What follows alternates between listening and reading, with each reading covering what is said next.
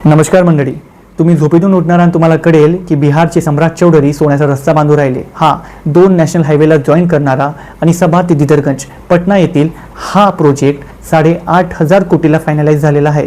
म्हणजे 650 कोटी प्रति किलोमीटर. आणि हा किती मोठा रस्ता असेल अनुमान लावा. फक्त 13 किलोमीटर. 13 किलोमीटरच्या रस्त्यासाठी 8,500 कोटी रुपये सँक्शन झालेले आहेत. कोणी केले असतील हे सँक्शन? सेंट्रल गव्हर्नमेंटनीच ना, ऑब्व्हियसली, की कारण की नॅशनल हायवेचा प्रोजेक्ट आहे.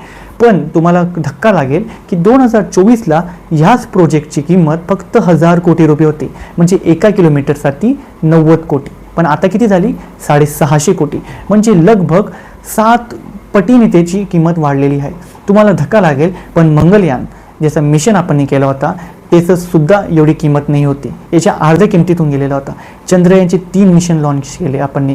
त्या 3 मिशनची जर का आपण कॅल्क्युलेशन केली ना, तरी सुद्धा या प्रोजेक्टचा बजेट त्याच्यापेक्षा हाय निघेल.